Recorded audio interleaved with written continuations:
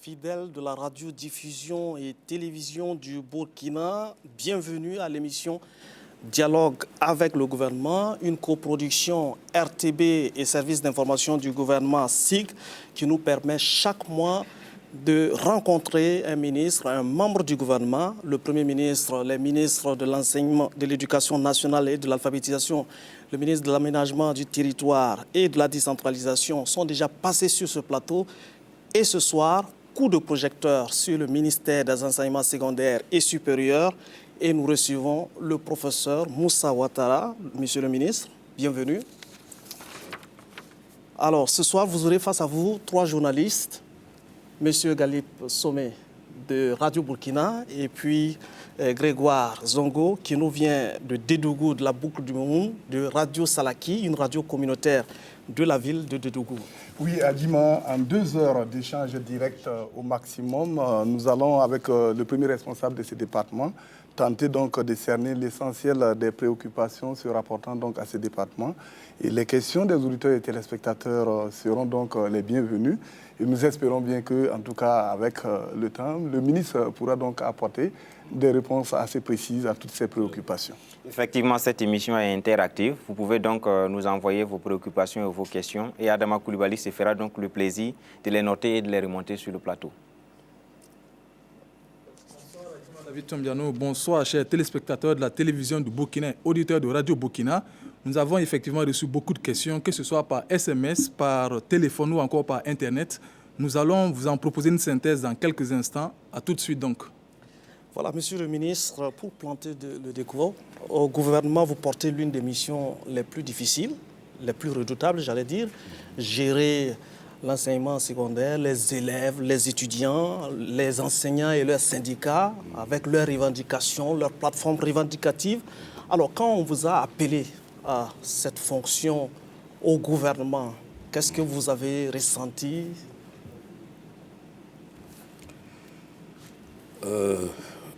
Quand on est choisi, on se pose toujours des questions de savoir en fait pourquoi on est choisi, puisqu'il n'y a pas eu de concours. Mais finalement, on réussit à se convaincre que c'est parce que des hommes vous regardent en tant que citoyen, en tant que professionnel de votre métier, et pensent finalement, probablement au regard aussi des responsabilités anciennes que vous avez eues, parce que dans la matière, comme j'avais été le premier recteur de Bobo, donc peut-être que tout ça a vidé, mais je me suis dit, bon, peut-être que ça ne va pas être plus terrible que quand je mettais en place l'université de Bobo, parce que c'était quand même dur. Donc il fallait que quelqu'un le fasse, et j'ai dit, bon, c'est un challenge, et on va y aller. Les grèves, vous en avez connu. Est-ce que vous avez le sentiment que c'est une mission périlleuse, difficile, et que l'université ou bien l'enseignement secondaire, c'est difficile à porter? Non, je pense que le fait d'être moi-même, en plus de ça, enseignant, je suis à même de comprendre le comportement des étudiants, même quand ils sont en groupe. Donc, il faut accepter que la discussion se fasse. D'ailleurs, quand vous faites un peu de psychologie de l'enfant, vous savez déjà qu'à partir d'un certain âge, un enfant doit nécessairement, surtout si c'est un garçon, il va apprendre à commencer à contester son père. Donc cette contestation après va se transporter sur les sites universitaires, donc ce qui va amener nécessairement un dialogue entre éducateurs et élèves, un dialogue entre professeurs et étudiants, un dialogue entre professeurs et élèves. Donc on est dans cela. On y va avec plaisir. Oui, mais monsieur le ministre, est-ce qu'on peut dire que l'enseignement supérieur aujourd'hui se porte bien au Burkina? j'allais dire, il se porte mieux. Il se porte mieux parce qu'au moment où on m'avait appelé, j'avoue qu'il y avait beaucoup de situations particulières, en tout cas à Ouagadougou, au niveau de l'université de Ouagadougou. Et d'ailleurs, une des missions que l'on m'a confiée à l'entretien où je devais rentrer dans le gouvernement, c'était, bon, il faut que vous fassiez tout, d'abord pour apaiser le milieu, et deuxièmement, vous fassiez tout pour que les années universitaires reviennent à la normale. Et apparemment, c'est l'accalmie, effectivement, sur le front universitaire présentement. Je pense que les acteurs voient aussi ce qui se fait. Ils voient ce qui se fait. C'est vrai qu'on ne peut pas, d'un coup de baguette magique, tout réaliser du coup, mais je pense qu'ils voient ce qui se fait. Et moi, ma chance, c'est que le gouvernement nous accompagne à ce que régulièrement, des choses effectivement se fassent. Que les gens soient patients simplement et puis ils verront que nous avons une vision bien à propos donc, de ce que l'enseignement supérieur doit attendre de l'autorité publique. Monsieur le ministre, aujourd'hui, ceux qui ont les moyens préfèrent envoyer les enfants à l'extérieur pour les études. D'autres préfèrent solliciter l'enseignement privé. Que dites-vous face à cette situation? Faut-il croire à l'enseignement secondaire et supérieur burkinabé? Vous posez la question à quelqu'un qui lui-même est un produit de Zorna. Donc en 1976, quand j'arrivais à l'université de Zorna, les bâtiments étaient comme des écoles primaires.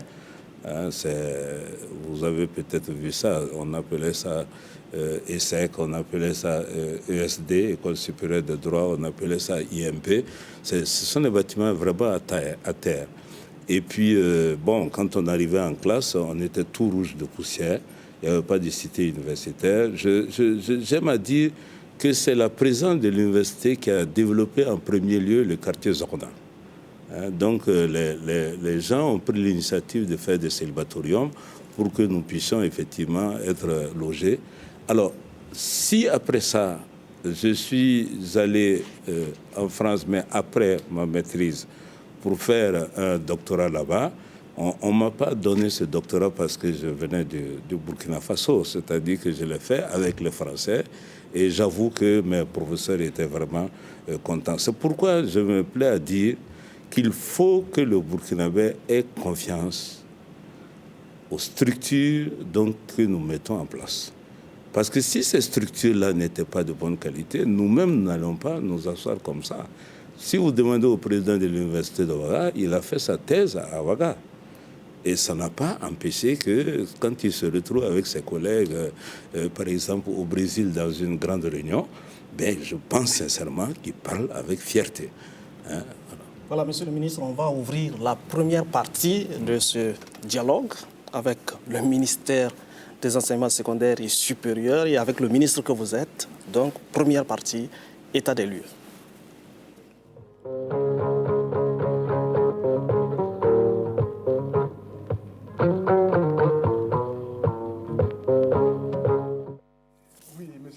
Pour faire l'état des lieux, nous allons faire un focus sur Zorona, puisque vous avez parlé donc, voilà, de l'université de Ouagadougou.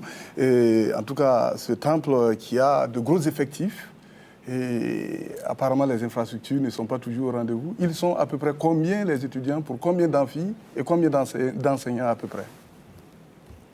Alors, il faut compter au niveau de l'université de Ouagadougou à l'heure actuelle aux alentours d'une cinquantaine de mille d'étudiants, de milliers d'étudiants.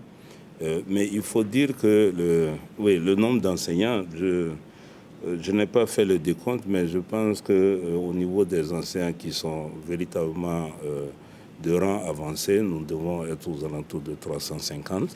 Il y a aussi tous ceux qui aspirent effectivement à aller à ces grades supérieurs qui sont naturellement beaucoup plus importants. Donc finalement, eux, ils doivent être aux alentours de 250 comme ça. Et nous travaillons à ce que finalement, tous ceux qui doivent avoir des promotions puissent effectivement le faire pour faire avancer les... Voilà. Alors nous avons un constat premier, c'est que le corps enseignant est un peu vieillissant. Donc nous aurons l'occasion de revenir sur cette question-là. Et les chiffres au niveau national, l'enseignement secondaire, c'est pour montrer un peu les défis auxquels votre ministère doit faire face.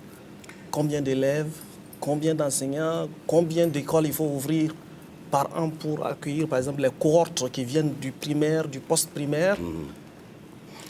Alors, en vue de cette, peut-être de cette émission, j'ai demandé au secrétaire permanent du PDCEB de nous dire à peu près combien de salles de classe ils envisagent de construire l'année prochaine. Parce que nous devons raisonner en disant que quand vous ouvrez une école primaire, une classe de CP1, au bout de 6 ans, il faut que vous vous préparez à avoir effectivement une classe de 6e. Donc c'est ainsi que nous voyons maintenant la planification dans son ensemble. Alors du coup, pour cette année seulement, en termes d'établissement, ils envisagent d'avoir 350 établissements. Et ça, c'est au primaire? Oui, du côté du post-primaire. Du côté du post-primaire. Alors, donc, et ensuite, l'année suivante, c'est-à-dire en 2016, donc, ils envisagent d'aller au-delà de 750. Donc, ça veut dire que nous devons effectivement cavaler pour nous préparer à ce qu'en 2018, en tout cas, nous ayons une première grosse vague d'élèves qui viennent pour la seconde, puisque une partie a été déjà transférée au niveau du MENA. Donc, nous devons effectivement nous préparer. Alors, nous comptons aux alentours de 70 000, 75 000 étudiants au plan national. Les chiffres ne sont pas toujours rigoureusement exacts parce qu'on a quelques formes de glissement et de retard au niveau de certains types d'années d'études. Ça fait que finalement, quand on fait les décomptes, il y a un peu le risque d'un chevauchement. Oui, monsieur le ministre, vous avez parlé donc des établissements d'enseignement secondaire à construire et le constat qui se dégage également est qu'au niveau du supérieur, apparemment, les infrastructures ne suivent pas. Est-ce que également il est prévu en tout cas quelque chose pour essayer de désengorger une structure telle que l'université de Ouagadougou? Alors, tout le monde a suivi la décision que le chef de l'État avait eu à prendre d'offrir à l'enseignement supérieur aux 4 universités publiques 7 pavillons. 7 pavillons, chaque pavillon étant de 2500 places. Alors nous avons procédé à la réalisation de 2 pavillons à l'université de Ouagadougou, 2 pavillons à l'université de Ouagadougou, et 2 pavillons à l'université de Bobo et 1 pavillon à l'université de Koudougou, qui avait déjà en construction un amphithéâtre de 1000 places dans le cadre donc, du 11 décembre qui devait effectivement se faire là-bas. À l'heure actuelle, ces pavillons dans le sens construction sont finis. Et tellement les entreprises ont respecté les délais que je me suis fait un devoir moral de leur adresser des lettres de félicitations. Maintenant, qu'est-ce qui reste? C'est de les équiper, c'est-à-dire les tables-bancs les chaises qu'on doit mettre dessus et le système électronique, donc que ce soit pour le son et pour la vidéo, parce que ça a été conçu un peu comme une très grande salle et dont 2 petites salles qui valent la moitié de la grande salle, chacune. Alors, ce qui fait que nous pensons que quand un groupe thématique n'atteint pas les 2500, on peut le mettre dans la grande salle d'environ 1300. Et s'ils atteignent 2500, alors ils vont utiliser les 3 espaces en même temps avec des écrans relais, effectivement, pour qu'ils voient le professeur quand il fait son cours magistral. Oui, monsieur le ministre, mais est-ce que déjà vous avez des informations concernant la programmation des cours dans ces structures-là, universitaires telles que Ouagadougou? Alors, à Bobo, par exemple, les équipements étaient en état d'installation. Bon, on pourra dire un peu le pourquoi, mais ils ont demandé expressément à utiliser le pavillon et actuellement un pavillon est utilisé. Parce que si vous avez suivi dans la presse, il y a eu un temps où des étudiants de Bobo étaient éparpillés parce qu'ils ont ouvert une UFR de sciences juridiques et économiques et de gestion. Et finalement, cet effectif-là, ils n'avaient pas d'espace pour le mettre. Et nous, on ne voulait pas qu'ils les amènent à Nassau pour aggraver la problématique donc, de transport des étudiants sur Nassau. Donc, du coup, ils sont restés en ville. Ils avaient d'ailleurs pris l'espace Casimir Koné aussi. Bon, actuellement, ils sont tous à côté de l'école de médecine, donc dans un pavillon. Et en tout cas, ils sont vraiment heureux d'utiliser ce pavillon. Il n'y a aucune plainte de ce côté. Alors, Koudougou a souhaité aussi utiliser son pavillon, est déjà équipé, mais comme ce n'est pas encore réceptionné, je leur ai demandé de faire en tout cas des procédures administratives correctes pour pouvoir utiliser leur pavillon. Alors, l'université de Ouaga, bon, le président, ils avaient commencé à mettre des chaises dans un des pavillons. Les anciens ont fait quelques observations qui amènent finalement l'entreprise à modifier un peu dans le sens donc, de la hauteur de ces chaises. C'est probablement ce qui fait que ce n'est pas encore utilisé.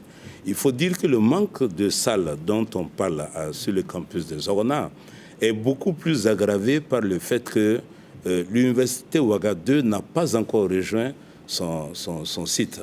Donc ils utilisent aussi concomitamment avec l'université de Ouagadougou encore les salles effectivement qui sont là-bas. Et à quel moment les étudiants de l'université Ouaga 2 vont rejoindre leur site?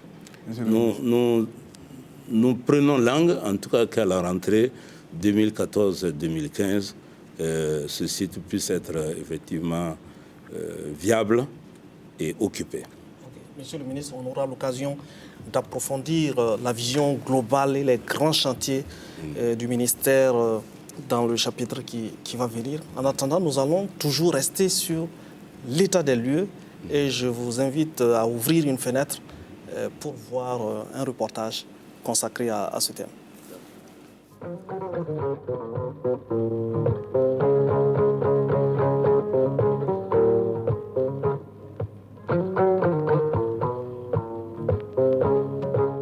À la date d'aujourd'hui, nous avons en tout 494 lycées. Et des 494 lycées, nous devons dire que nous avons près de 235 lycées qui ne comportent pas totalement tous les cycles, c'est-à-dire le cycle secondaire. Parce que ce sont des nouveaux lycées, nouveaux CEG érigés en lycée pour les besoins de l'accès au secondaire. Pour l'enseignement secondaire général privé, nous avons plus de 600 établissements au Burkina. Et sur les 600 et quelques, nous avons près de 80 à 90 lycées, établissements que nous avons identifiés comme établissements irréguliers, qui fonctionnent de façon irrégulière. Pourquoi de façon irrégulière? C'est-à-dire qu'ils n'ont pas le document qui leur donne autorisation de fonctionnement, à savoir l'autorisation d'ouverture. Nous avons la liste sur notre site web et au niveau des directions régionales. Depuis 2012, il y a une action qui est menée au niveau du ministère pour identifier ces établissements et justement informer les parents d'élèves de l'irrégularité de leur fonctionnement. Et en même temps, il y a des sorties qui ont été effectuées. Nous avons dans notre plan d'action des sorties de terrain, de suivi de ces établissements pour vérifier leur fonctionnement en matière même de la mise en place des organes nécessaires pour un bon fonctionnement de ces établissements. Concernant le secteur privé, et comme vous le savez, dans le système éducatif, c'est un acteur très important pour notre système éducatif, et plus particulièrement au niveau de l'enseignement secondaire technique et professionnel. D'après nos dernières statistiques, nous avons plus de 110 établissements d'enseignement technique et professionnel privé contre seulement 26, une vingtaine au niveau du public. Donc c'est vraiment un partenaire important et cela justement, en tout cas le ministère crée les conditions pour les permettre justement d'avoir un cadre juridique approprié pour travailler. Pour l'ouverture d'un établissement d'enseignement secondaire technique et professionnel privé, il y a 2 étapes. La première, c'est l'étape de création. En fait, c'est une étape où un promoteur informe le ministère qu'il a un projet d'investissement dans le secteur de l'éducation. Et en retour, le ministère lui délivre ce que nous appelons un agrément. Ça veut dire que c'est une reconnaissance officielle simplement de l'intention du promoteur. La deuxième étape, c'est ce que nous disons, c'est l'étape d'ouverture. Une fois que les investissements sont faits, il faut maintenant que le ministère donne encore une autorisation d'ouverture. Et bien entendu, les éléments qui sont pris en compte pour délivrer cette autorisation, c'est l'état des infrastructures. Est-ce que ça respecte les normes établies au Burkina? Également, il y a la disponibilité du matériel pédagogique. Comme vous le savez, dans l'enseignement technique, et à la différence de l'enseignement secondaire général, il faut faire de la pratique. Et bien entendu, cette pratique doit être exécutée sur des équipements, mais modernes. Concernant le contrôle, il faut se dire que l'étape de base, c'est cette autorisation d'ouverture. Et il y a une commission, ce qu'on appelle la commission permanente pour l'enseignement secondaire, qui cherche chaque année pour délibérer sur cette demande-là. Et bien entendu, lorsque tu as une autorisation d'ouverture, on te délivre ce qu'on appelle un arrêté d'ouverture ou une lettre d'autorisation d'ouverture. Il n'y a pas que l'autorisation d'ouverture. Il y en a qui ont des autorisations d'ouverture, mais qui ne respectent pas le cahier des charges.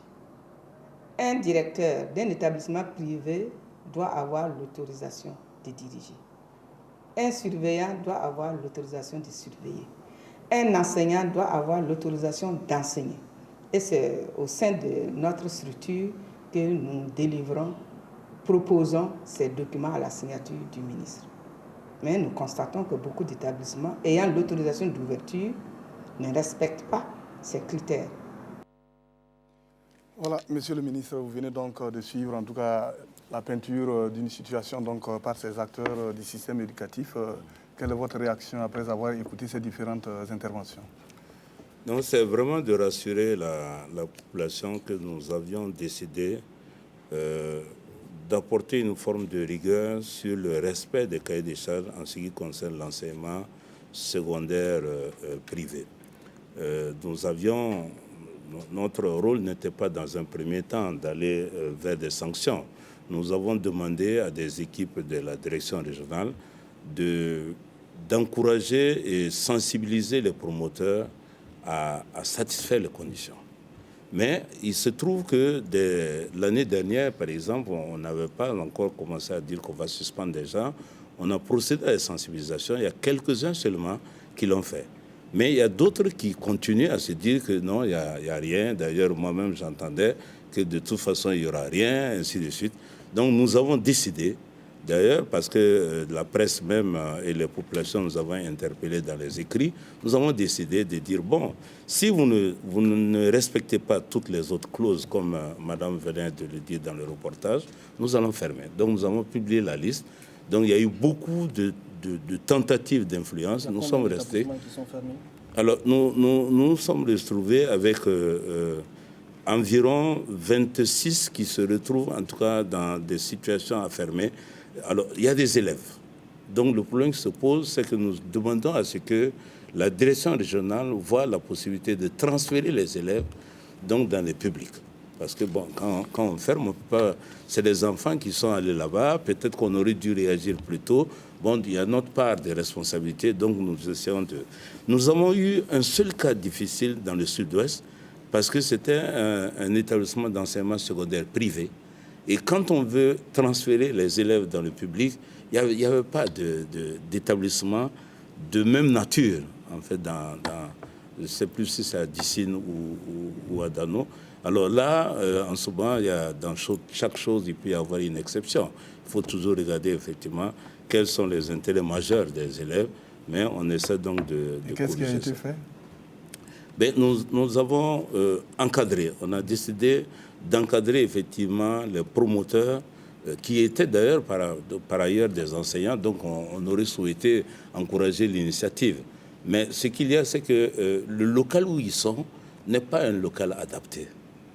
Ils sont en location, mais les salles n'ont pas été construites dans le sens de faire des salles de classe. Et donc, bon, c'est moins grave, on va dire comme ça, que la qualité des gens qui enseignent effectivement là-bas. À quoi ça sert de donner une autorisation d'ouverture à un promoteur si le reste des clauses, telles que l'autorisation pour un surveillant de surveiller, l'autorisation pour un enseignant d'enseigner, si tout ça n'est pas réuni, à quoi ça sert de donner une autorisation d'ouverture? Dans le schéma qui a été rappelé, il y a d'abord la création et l'agrément au regard du projet. parce que ça permet même aux promoteurs de s'adresser aux besoins des sources de financement pour essayer de financer son projet. La deuxième phase, autant Madame Da que M. Béré, le professeur Béré l'ont dit, la deuxième phase, c'est déjà l'ouverture. Mais ils ont bien expliqué que l'autorisation d'ouverture ne veut pas dire que c'est l'arrêté d'ouverture. Entre l'autorisation d'ouverture et l'arrêté, il faut maintenant que techniquement on regarde si les autres aspects de conditions, effectivement, sont remplis là-dessus. Mais les cas d'irrégularité dont on parle, c'est qu'ils n'ont même pas l'autorisation, ni même en fait l'intention de création. Donc, cela dit de manière spontanée comme ça, un peu comme des établissements non lotis. Voilà, ils se lèvent comme ça et puis du coup, ils font des annonces et des gens amènent effectivement leurs enfants à les inscrire là-bas. Et nous, maintenant, la ville donne l'information qui remonte au DR. Et c'est à partir de là que le ministère est saisi de la question, puisque chaque mois, nous avons une grande rencontre avec l'ensemble de tous les DR. Monsieur le ministre, est-ce que ce n'est pas parce qu'au niveau des écoles publiques, les chiffres sont pléthoriques?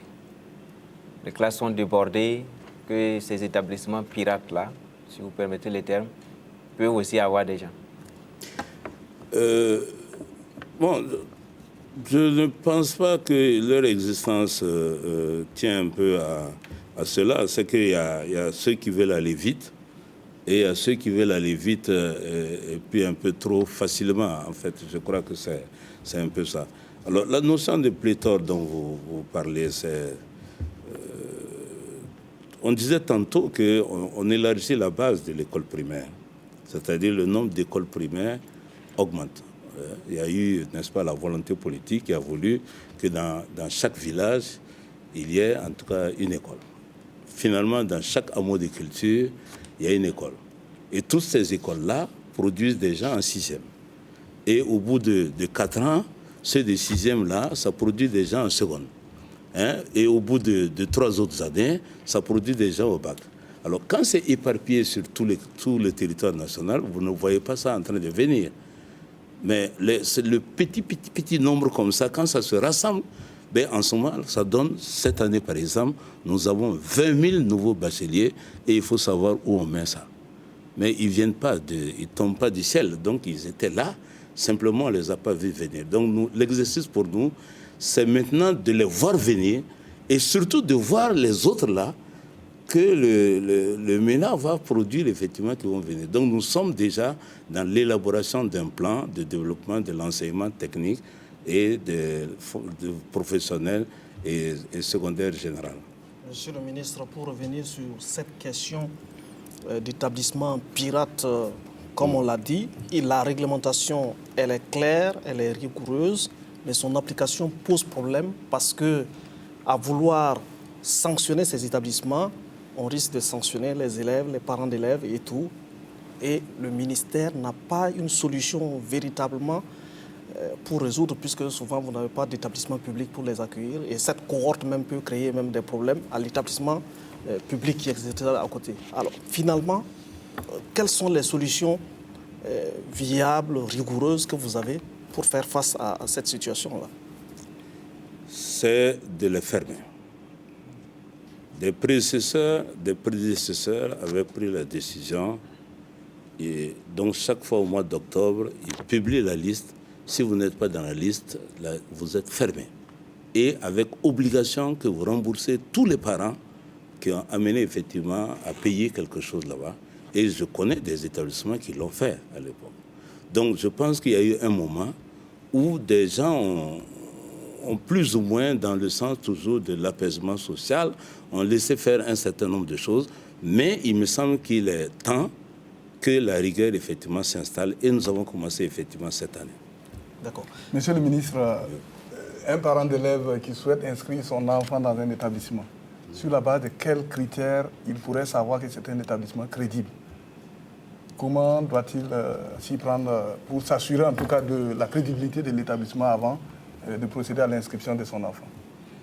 Alors, je suppose que crédibilité, ça veut dire régulièrement constitué. Oui. Parce que ça peut être aussi l'allure des succès en fait engrangés par l'établissement. Donc régulièrement constitué. Alors, je pense qu'il est dans une ville. Dans une ville, il n'y a pas de secret. Les gens savent si l'établissement est d'abord régulier ou si l'établissement n'est pas régulier. Ce qui est malheureux, c'est que souvent, même les parents ne se posent pas ces questions. Et bon, quelquefois, ce qui se passe aussi, c'est que votre enfant était en 6e dans un établissement public, il doit redoubler là-bas, on ne veut pas que l'enfant redouble, on l'enlève pour aller le mettre dans un privé pour qu'il passe en 4e. Quand vous allez voir un privé qui est rigoureux, il va dire aux parents en question, c'est pas possible qu'on inscrive l'enfant là en 4e. Alors finalement, qu'est-ce qu'il va faire? Il va aller chercher, dans presque à côté d'un non-loti, un établissement pirate qui s'est installé là-bas et il inscrit l'enfant là-bas en 4e. Alors, s'il y a responsabilité, il faut objectivement les partager. Maintenant, nous devons travailler à ce qu'effectivement ces établissements soient dans une liste rouge et qu'on impose effectivement à ce qu'ils ferment. Comme ça, pour ne pas donner cette possibilité de risque à l'enfant. Monsieur le ministre, vous avez les questions des journalistes, mais il y a la question aussi des auditeurs et des téléspectateurs. Il y a Dama Koulibaly, est à l'écoute. Nous nous tournons donc vers lui. Très bien.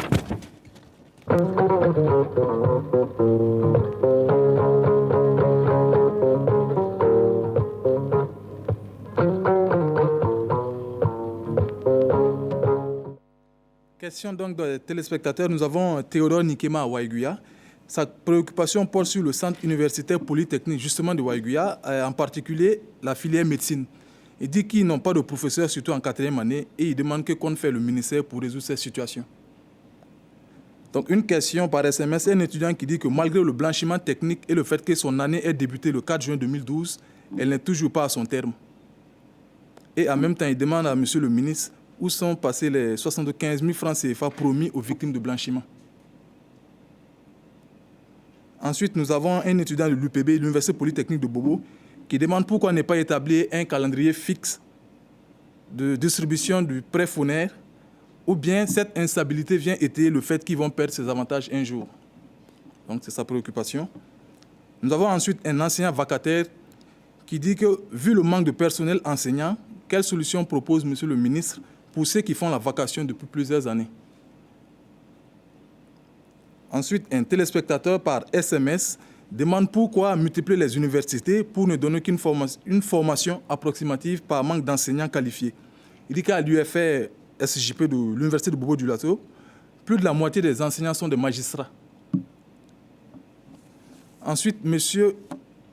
Ibrahim Drabo souhaiterait savoir quel est le rôle des encadreurs de l'enseignement secondaire dans la nouvelle configuration, à savoir la cession du poste primaire au MENA. Monsieur Damien Tendrobego, quant à lui, voudrait savoir quelles raisons particulières amènent le Burkina à toujours attribuer des coefficients aux notes des élèves quand toutes les études montrent que cela est un facteur limitant leur réussite.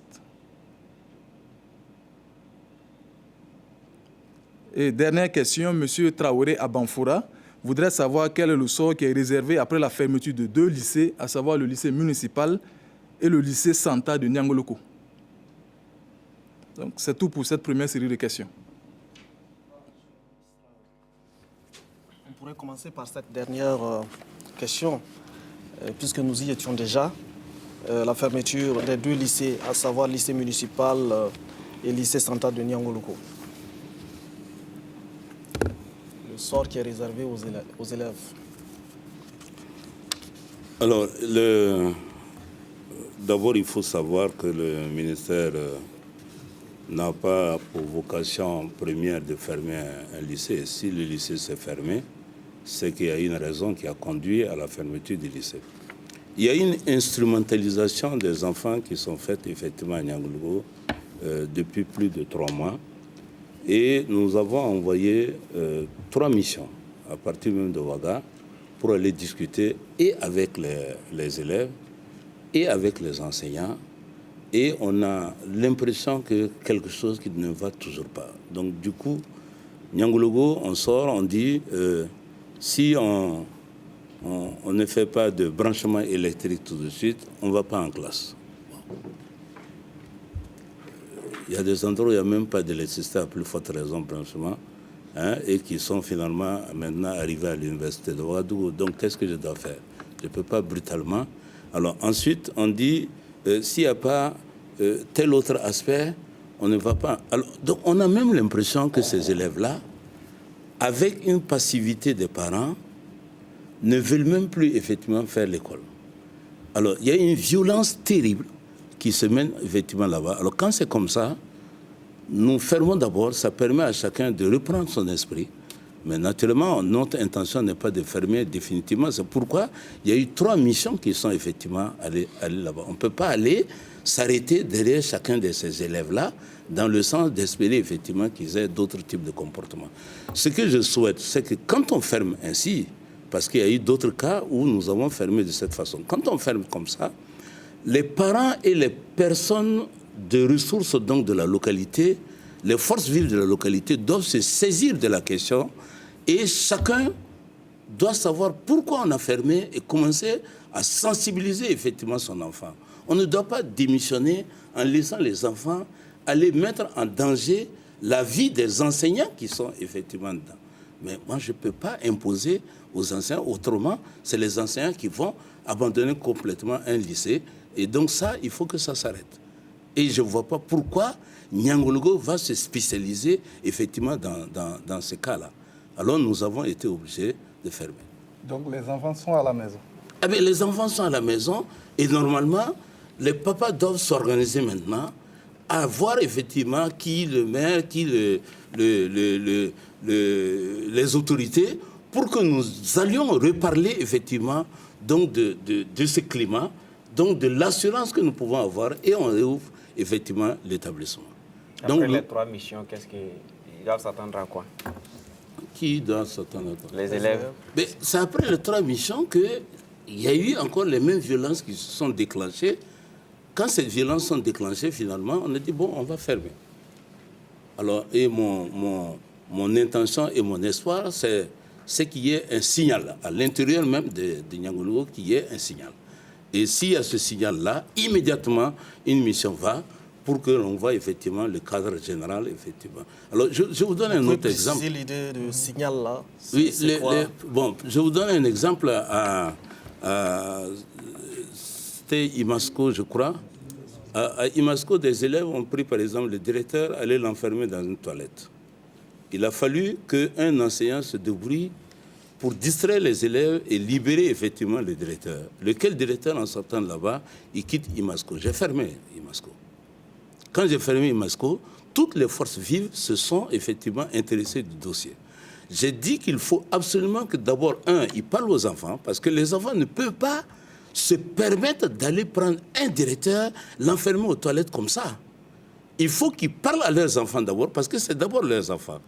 Et deuxièmement, qu'ils s'organisent à demander pardon au directeur, parce que je ne peux pas, d'autorité comme ça, lui dire de repartir là-bas pour que demain encore, peut-être que demain on ne va plus l'enfermer, on va lui faire autre chose.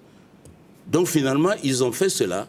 L'établissement s'est ouvert et Dieu merci, jusqu'à présent, tout marche comme sur des roulettes. Alors, Niangologo n'a qu'à s'inspirer effectivement de ça, qu'ils ont des gens valables là-bas, ils n'ont qu'à effectivement s'imprégner du dossier et le prendre parce qu'eux-mêmes, ils peuvent parler aux enfants et les enfants vont avoir le comportement qu'il faut.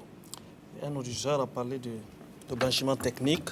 Justement, voilà. Où est-ce qu'on en est d'abord avec la question du blanchiment technique? Alors, le blanchiment technique n'est plus une question. Elle est liquidée, c'est-à-dire... parce que l'objectif premier du blanchiment technique, c'était de faire quoi? C'était d'éviter qu'il y ait plus de 3 types de promotions dans la même université durant la même période. Donc, on a ramené tout le monde à une même année. Donc, du coup, grosso modo, actuellement, ceux qui ont fini ont commencé l'année 2013-2014 à l'université de Ouaga. Il y en a qui sont peut-être légèrement en retard, mais il n'y a pas 2 années. Et ça, c'est déjà un premier acquis. Ça nous permet maintenant de savoir quelle est effectivement l'ampleur du retard. Donc, finalement, le retard sur l'université de Ouagadougou va avoisiner effectivement un semestre, mais de manière absolue.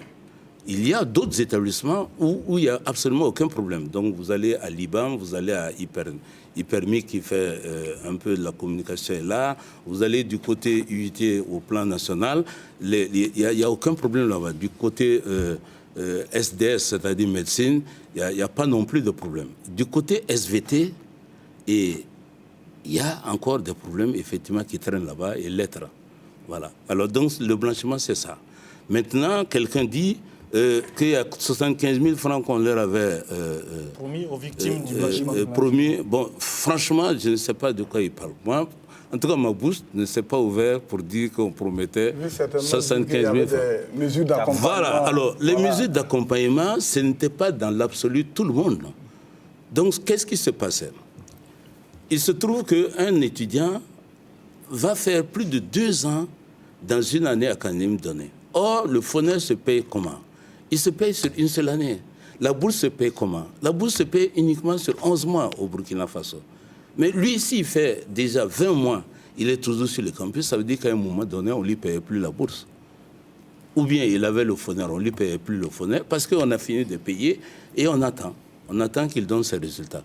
Donc, le blanchiment technique, en le faisant, ça a permis de donner un continu résultat à tous ces gens. Et ceux donc qui avaient le bénéfice de l'aide, ou bien qui pouvaient prétendre à un prêt, ou encore qui étaient boursiers, alors on a débloqué la situation des bourses et donc ils ont eu l'argent qu'ils devaient avoir. D'ailleurs, ceux qui n'étaient pas répertoriés dans le rapport que j'avais soumis au gouvernement, parce qu'en lettres, ils avaient eu peur du terme blanchiment, au point qu'ils avaient menti en disant qu'ils ne sont pas concernés par le blanchiment technique parce que ils entendaient ça, au lieu d'ajouter le technique là, ils entendaient ça blanchiment, ça veut dire que c'est toute l'année qu'on allait mettre à zéro.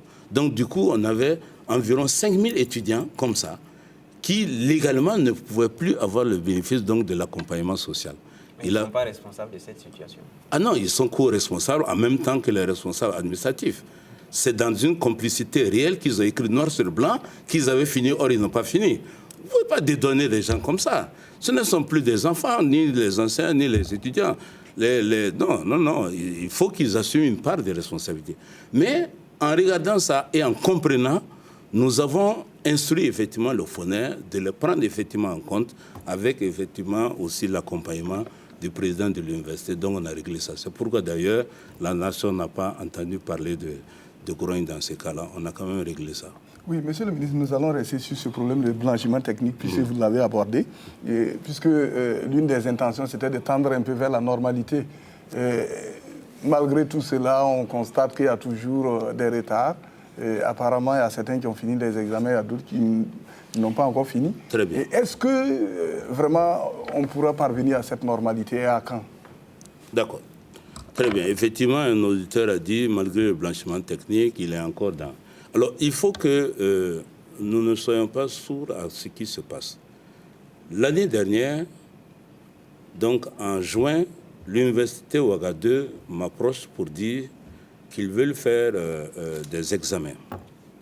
Ils veulent faire des examens et que s'ils réussissaient à faire ces examens, pour eux, l'année redevenait normale. C'est-à-dire, grosso modo, au mois d'octobre, ils commençaient la nouvelle année. Alors, nous avons entendu dire que les étudiants veulent s'opposer à ces examens parce qu'il allait avoir les concours de la fonction publique. J'ai négocié avec mon collègue du ministère de la fonction publique qui a accepté décaler la date des concours pour que les compositions des étudiants se fassent et que ces étudiants puissent aller participer effectivement de ces concours-là. Et quand j'ai reçu sa lettre d'accord, j'ai intimé au président de me trouver au bureau pour le prendre et donner copie à chaque association du campus. Ce qui a été fait. Alors, nous étions étonnés de voir que les étudiants ont décidé qu'ils ne composent quand même pas. Comment voulez-vous que l'année finisse donc dans ces conditions? Comment voulez-vous que l'année finisse dans ces conditions? Les enseignants ont tout organisé pour terminer l'année. Donc, le vrai problème qui aggrave ici, c'est l'habitude que les étudiants eux-mêmes, ils ont à être ceux qui fixent la date de devoir. C'est ce qui se passe sur le campus. Si vous allez avec vos micros... Il n'y a pas eu assez de dialogue avec les organisations. Non, ce n'est plus un problème de dialogue. C'est un aspect pervers, en fait. Ceux qui doivent, nous appelons ça, ce qui manque, c'est la gouvernance académique. C'est-à-dire que l'université doit être telle que ceux qui ont la charge de programmer les évaluations, c'est eux seuls qui doivent programmer. Vous ne pouvez pas, en tant qu'étudiant, commencer à dire « Non, on ne compose pas demain, on compose dans 2-3 semaines. D'ailleurs, nous, on s'est consulté. » Vous voyez, cela dit que si ce type de démocratie rentre sur le campus comme ça, vous ne pouvez pas avoir une année normale.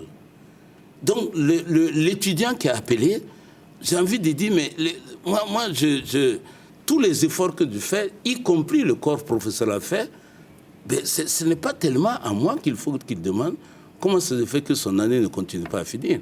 Passivement, lui-même, il voit que ses camarades ne veulent pas composer. Il n'a qu'à commencer à s'exprimer aussi à l'intérieur dans ce sens-là. Mais cela dit, nous espérons tout de même, on travaille toujours à sensibiliser. J'ai demandé à ce que le président de l'université et son équipe commencent à faire quand même quelques conférences de presse pour commencer à sensibiliser les étudiants sur le fait que les efforts doivent être entendus des deux côtés. Voilà, tout le monde doit y mettre effectivement du sien pour qu'on arrive effectivement à normaliser cela. Est-ce qu'il n'y a pas lieu d'intensifier la communication? Parce qu'on a l'impression que la communication manque. Parce qu'on voit que les autorités se battent pour pouvoir achever l'année pendant que les étudiants se rétractent et puis ils s'opposent. Est-ce qu'ils ont été suffisamment sensibilisés, ils ont bien compris ce qu'on veut faire pour eux? Bon, je pense que on va continuer à faire ce qu'il faut. Sinon, en début d'année, le président de l'université a reçu tous les étudiants, même les nouveaux, leur expliquer un ensemble de choses. C'est-à-dire que les étudiants eux-mêmes, quand ils rencontrent le président, ils disent « Nous savons votre volonté de vouloir finir rapidement. Mais nous, notre problème, c'est de bien finir. » Vous voyez un peu? Alors, finir rapidement, bien finir. Qu'est-ce que c'est que bien finir? Voilà. Et puis en même temps, on s'étonne qu'on ne soit pas en train de payer le FONER. Mais le FONER, on doit le payer à des étudiants d'une année donnée. Si vous traînez sans rentrer dans ça, bon, on ne peut pas être en train de vous payer le FONER. Vous voyez, on est dans un...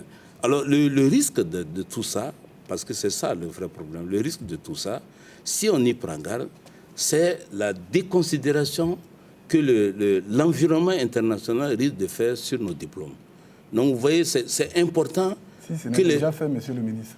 Non, je pense qu'on n'en est pas encore là, parce que nous aussi, on travaille à expliquer les choses dans nos différents types de structures, soit communautaires et autres. Mais il est important que les étudiants sachent que tous les appels que nous faisons, c'est beaucoup plus à l'heure actuelle leur intérêt qui est devant. Pourquoi ne pas établir un calendrier fixe de l'ordre de distribution de l'aide et du prêt FONER? C'est une question. Avant, cela existait.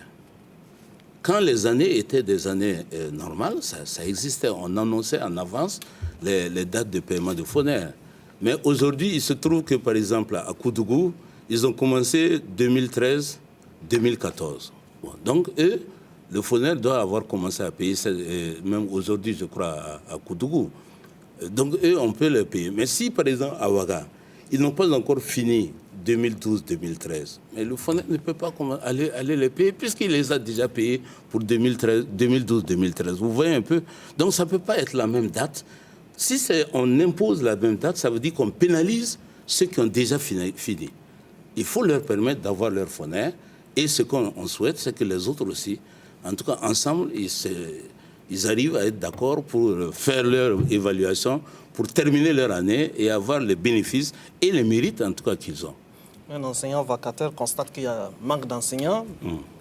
Pourtant, ils sont là vacataires depuis des années. Vacataires à vie. Oui.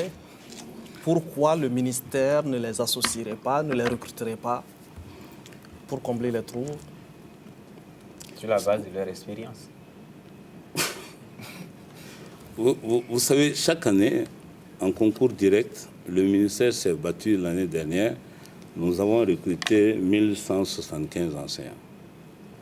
Donc ceux qui parlent, ils n'ont même pas pu rentrer dans les 1100 et quelques. Vous voyez un peu ce qui se passe? Parce que s'ils sont restés vacataires, c'est qu'ils ont choisi d'être vacataires et de rester comme ça. Peut-être qu'ils avaient des raisons. Maintenant, probablement, les âges limites sont en train d'arriver. Donc maintenant, on en fait un autre type de problème.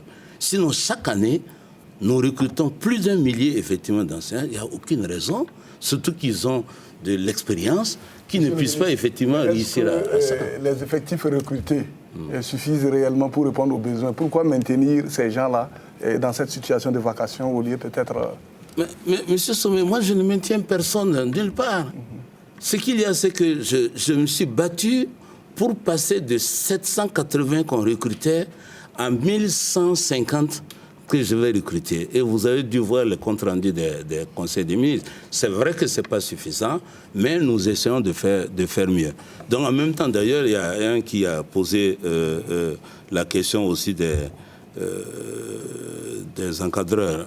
Oui, justement des encadreurs. Voilà, des encadreurs dans le cadre du transfert. Bon, nous pensons que les établissements restent des établissements et les encadreurs peuvent à la fois aller agir dans le sens de leur mission liée à leur profession, tant au niveau du MENA qu'au niveau donc de MES. Mais il se passe que nous nous apprêtons en tout cas à augmenter le nombre d'encadreurs à former pour que le ministère de MENA, qui reçoit le poste primaire aussi, puisse avoir en tout cas une certaine forme d'autonomie en encadreur. Donc c'est cela qui fait que nous avons déjà commencé la construction d'augmentation des capacités d'accueil de l'Institut des sciences, par exemple. Donc il y a un amphithéâtre dont on a commencé la construction et il y a un immeuble qui était R+1 pédagogique qui devient R+2 qu'on est en train de faire pour pouvoir passer de 350 qu'on recrutait à 600 qu'on va recruter, de telle sorte que je parle des professeurs de maths, physique et sciences nat, SVT, voilà, pour pouvoir satisfaire et le poste primaire qui va de l'autre côté et le MES qui reste dans sa force. Oui, il y a une autre préoccupation donc, des téléspectateurs. Ils pouvaient donc revenir au niveau des grands chantiers. Ils parlent donc d'ouverture de ces structures de formation alors que le personnel enseignant ne suit pas. Et il prend l'exemple de l'UFR SJP de l'Université de Bobo-Dioulasso où la plupart des enseignants sont des magistrats. Voilà. Peut-être nous allons reverser cette question à la partie qui va venir là, les grands chantiers. Voilà, peut-être vous allez répondre à la question de Damien Tenrebego qui voudrait savoir pourquoi affecter des coefficients à des notes et que cette approche-là est un facteur limitant la réussite. Professeur, votre réponse. Il a même fait allusion à des études qui seraient faites. Bon, malheureusement, il n'a pas donné les sources ni les références bibliographiques pour qu'on aille effectivement regarder ça. Non, moi, je pense que l'élève qui arrive est informé, quand il rentre dans une classe, en début d'année, il est informé que telle matière vaut tel coefficient. C'est ça d'abord l'important. Parce que c'est les enseignants qui établissent le curriculum et l'ensemble des curricula dans une année donnée permet de voir un peu quel est le profil que l'on veut effectivement former. Donc, si cela a été même sous d'autres espaces, je ne vois pas comment lui va dire qu'il y a des études. Bon, moi, j'avoue que je n'ai pas entendu parler de ces études. Donc, ces coefficients-là, il y a d'autres espaces où, par exemple, on ne donne pas de notes. On donne des appréciations du genre A. Souvent, dans l'espace anglo-saxon, ça peut être des A, A+, A-, ou des B, B+, B-, ou plutôt que des notes effectivement chiffrées. Mais c'est selon les cas, on est quand même dans ça. Moi, je pense que le fait de dire que c'est limitant, je ne partage pas ce point de vue. Si vraiment j'étais convaincu que c'est un expert pédagogique, je souhaiterais effectivement qu'on ait un tête-à-tête pour qu'il puisse m'expliquer un peu plus en largeur en quoi est-ce que c'est limitant. Nous allons ouvrir un grand chapitre, la vision globale et les grands chantiers du ministère des enseignements secondaires et supérieurs.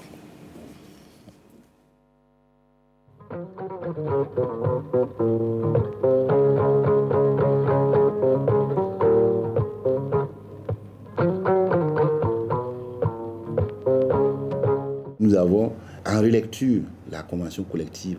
Ça veut dire que ça avait déjà été adopté dans les années 70. Ça veut dire que c'est très tôt que nous avons pris la question de l'enseignant, parce que nous savons qu'il n'y a pas de formation de qualité sans un enseignant de qualité.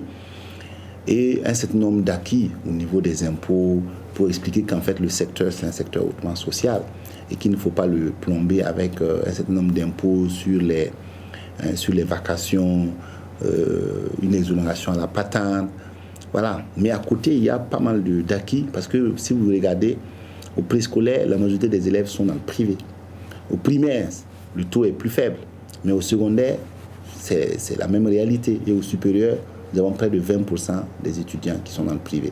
Ça fait autant donc d'apports, clairement, du privé. Et ça, l'État le reconnaît et fait en sorte que justement, cet apport-là puisse être de qualité et se développer et contribuer efficacement donc, au développement donc, de notre pays. Les difficultés ne manquent pas. D'abord, d'une manière générale, nous avons des difficultés au niveau des infrastructures et des équipements qui sont chers et qui sont difficiles à mettre en œuvre. Nous avons des difficultés au niveau des ressources humaines. L'État est au courant. Ils savent qu'au niveau du Burkina Faso, des enseignants dont les rangs correspondent à ce que le CAMES exige sont rares. Et donc, nous devons travailler en synergie avec l'État pour former donc, des docteurs qui ensuite vont pouvoir faire des carrières universitaires et donc nous aider donc à relever le niveau d'encadrement de nos étudiants. Et il y a la reconnaissance de nos diplômes par le CAMES d'une part, mais aussi par les employeurs, parce qu'in fine, c'est eux qui doivent utiliser donc ces personnes formées-là. L'appel que nous lançons, c'est une prise en compte de plus en plus marquée, parce qu'il y a le discours et il y a les faits. Par exemple, l'État a affirmé que donc non seulement le secteur privé d'une manière générale est le moteur de l'économie, mais c'est aussi l'enseignement privé à sa place à côté de l'enseignement public pour permettre donc de répondre, parce que l'offre doit pouvoir répondre à une demande sociale. Il y a des besoins de plus en plus importants de formation de jeunes. Donc, si l'État a consacré donc l'enseignement privé aux côtés de l'État, il faut qu'il y ait toutes les dispositions qui soient prises pour qu'il puisse s'épanouir. Donc, un accompagnement, pas forcément financier, mais par exemple, les écoles privées sont disposées à aider le désengorgement des universités publiques en accueillant les étudiants. Donc ça, c'est une façon d'encourager et d'accompagner l'enseignement privé. Également, j'ai parlé de la question donc des enseignants. Il y a la possibilité donc d'encourager la mutualisation des ressources entre les universités publiques et les universités privées, mais aussi de permettre à ce que les universités privées et les écoles privées puissent former leurs enseignants dans les écoles doctorales des universités publiques. Parce que de toute façon, pour l'instant, les écoles privées ne peuvent pas toutes seules organiser des écoles doctorales et y arriver. Les diplômes émis sur notre territoire sont très respectés au-delà de nos frontières. Nous avons des étudiants qui nous viennent du Gabon, du Tchad et de beaucoup de pays comme la RDC, etc. et qui estiment que notre sobriquet de pays des hommes intègres se traduit dans la qualité des formations et des diplômes que nous délivrons. Il ne faut surtout pas que nous gaspillons ce capital. Il faut le développer, le conforter, parce que le Burkina rêve d'être un pays de service et ça commence par la qualité des ressources humaines que nous formons. Et nous pensons que l'État tout seul ne peut pas y arriver. L'enseignement en lui-même est bon, parce que quand nous nous comparons aux pays voisins, nous sommes quand même très bien situés. Nos étudiants, quand ils vont ailleurs, ils sont presque à la tête. Nos élèves également se débrouillent bien. Il faut une collaboration étroite entre l'État, entre le ministère et les APE. Et déjà, nous nous félicitons des nouvelles dispositions prises par le gouvernement pour signer une convention de partenariat entre lui et les APE et nous. Ce qui précise un cadre où chacun va évoluer et de façon à contribuer à une bonne qualité de l'enseignement et aussi, surtout, à l'éducation et à la formation. En essayant de suivre, en tout cas, ce que le ministère entreprend comme lutte, parce que le ministère a créé un comité national pour la prévention de la violence à l'école. Tout cela, c'est pour qu'on puisse mettre fin au désordre, pour que l'école puisse reprendre le bon chemin. C'est un système éducatif colonial qui, à un certain moment, en tout cas, a fait ses preuves. C'est vrai que ce n'était pas adapté au système, mais les conditions étaient telles que c'était encore acceptable. Mais de nos jours, nous voyons de plus en plus, même au niveau de l'opinion publique, tous les parents d'élèves, les élèves, les enseignants, la communauté entière, on se rend compte que ce système-là a ses limites et présente des lacunes. Donc, il n'y a qu'à regarder comment ça se passe au niveau de la société, le degré de chômage, la baisse du niveau des enfants, des élèves. Cela montre bien qu'il faut un système plus adapté à notre système, à notre société, pour que nous puissions espérer, en tout cas, des lendemains meilleurs en termes de qualité de l'éducation. Nous, en tant que syndicat partenaire de l'éducation, au niveau du secondaire, du supérieur, nous avons toujours prôné que tout ce qui est de l'éducation, de la qualité de l'éducation, que ce soit partagé largement avec tous les concernés. Et si on dit tous les concernés, c'est la communauté entière, il n'y a pas quelqu'un en reste. Et c'est dans ce sens que si les initiatives sont discutées et largement partagées, elles impliquent tout le monde et chacun se sent responsable. Mais quand elles sont faites de façon unilatérale et que les uns ne voient pas les biens fondés ou n'ont pas l'opportunité de porter leur regard sur ce qui se passe, alors en ce moment, ça pose problème, alors qu'on ne devait pas se bagarrer pour faire le bonheur de l'avenir de notre nation.